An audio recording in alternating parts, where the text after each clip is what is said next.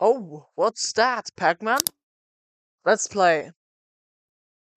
This shit's way too easy. Hey, what the fuck? That's right. Today we're going to see if I can make Pac-Man in 72 hours. That's only 3 days I have to build this shit.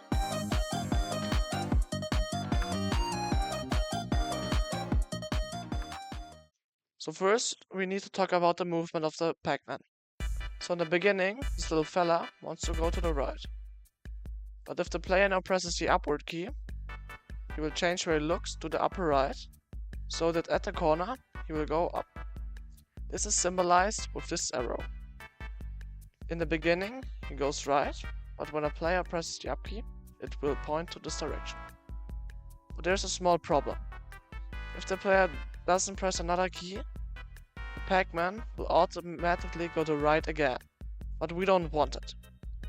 So for this reason, I added 2 new arrows. So the first one is where the Pac-Man actually goes. So when he goes to the right, it points to the right, like this. But if the Pac-Man goes up, so around the corner and up, this arrow will point upward. Then the second one is where the Pac-Man actually wants to go. So when the player presses upward, we want the Pac-Man to go upward. And we added this so that when the Pac-Man goes to around the corner, this one where he actually goes will change to upward. And via code, I will look if this one and this one are the same. And if this is true, like here, we will change this one, so where he goes, to upward, so that the Pac-Man is now facing upward. This makes that if the Pac-Man reaches the top now, he doesn't automatically go to the right, but rather waits till the player presses left or right. For the map design, I just googled Pac-Man map, and the first one that looked good, I saved in my Godot file. In Godot, I added a new node called level. There I added the black background, which I scaled over the entire screen. And over that I added the map, which I had to scale to a proper size and give it to the right position. Then I pressed play and had to save it, and then I was finished. After adding the image of the map, I also had to add the hitbox, so that the player, the Pac-Man, and the eventual ghosts can't move out of them and go through the walls. And because I wanted to place everything pixel perfect and didn't allow for any error, it took a lot longer than expected, and even so long that the time flew by that fast that by the end of the time I placed all of them, the first day was finished and there were only 84 hours left.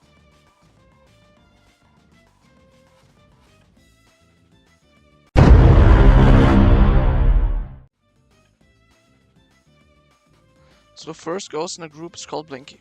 In the fandom, he is also known as Akabe or Shadow. He is the leader of the ghosts and the arch enemy of Pac-Man, and he is portrayed as the most aggressive of the ghosts, who always chases Pac-Man, but more of that later. He is good friends with Pinky, Inky and Clyde, and also has a daughter named Yum Yum. Now more about Inky's movement. He will always target the current position of Pac-Man. Then he will calculate the shortest path to this position every frame, and finally he will move to the direction he wants to go, so he can reach Pac-Man. The next ghost is called Pinky, but she's also known under her nickname Speedy. She's one of the 4 main ghosts in the Pac-Man franchise, and she's the only female one, and therefore she likes to be pretty. For her movement, she attempts to ambush Pac-Man, because she has a crush on him and really wants to give him a big hug. Like the red ghost, Inky has 3 steps on making her movement. First, she has to set a target.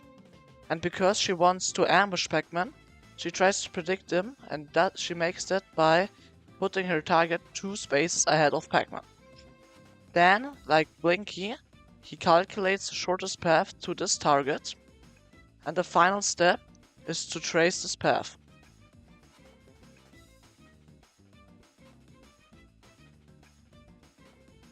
The third ghost is known as Inky or Bashful, and in the Japanese you might know him as Ozuke.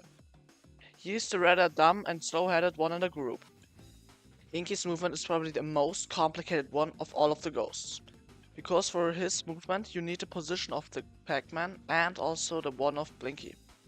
And it works like this because Inky is so dumb, he asks his friend Blinky where he has to go. He tells them then the position 2 tiles in front of Pac-Man, and then Inky mistakes it somehow and traces this path again from this point, and this will be then the target where Inky has to go. And then it's like the other ghosts, where he calculates the shortest path to there and then traces this path.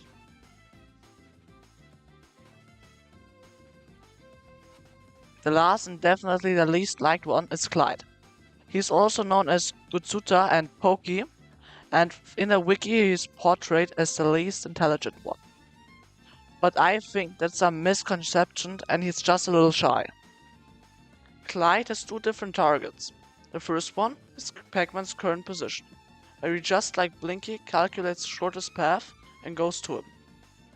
But there's a reason why this orange circle is around Pac-Man, and that is if Clyde reaches the circle, he will change his target from Pac-Man to this corner, where he now calculates the shortest path to and walks there.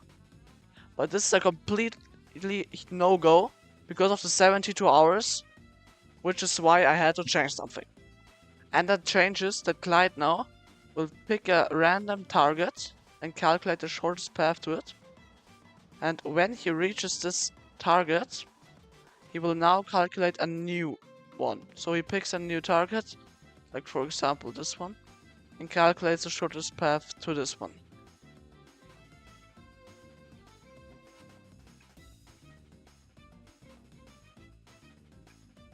Oh shit. I just found out there's a second mode that's called the scatter mode. I have to program so much more.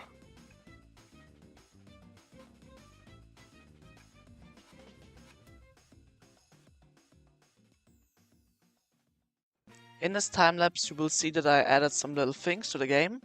Like I copied the health system from my previous game, the Ultimate Breakout, and made some adjustments.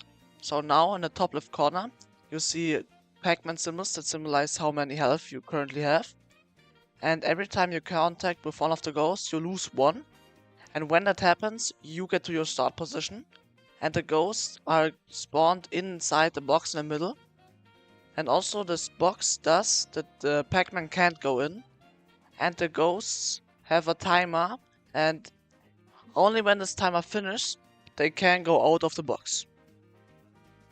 The last of things I added were the teleporters that are on the side of the map that allow you to go through the tunnel and teleport on the other side. And also the coins, which give you +10 to the score, which is written on the right side. And finally, the power up, which makes it so you get to the eating mode and allow you to eat the ghosts, giving you 200 and doubling the amount of points every time. So at the beginning it's 200, then 400, then 800, and at last 1600. Let's go!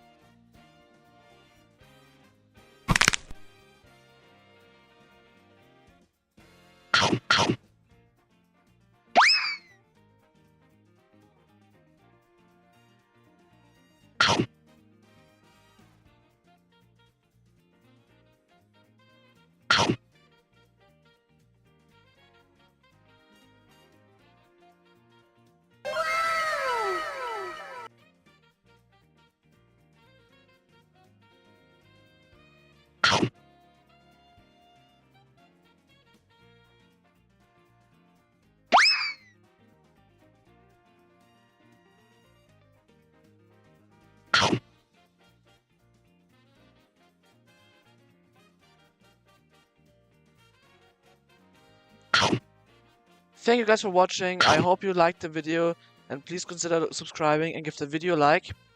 And join the Discord, the link is in the description. And see you the next time.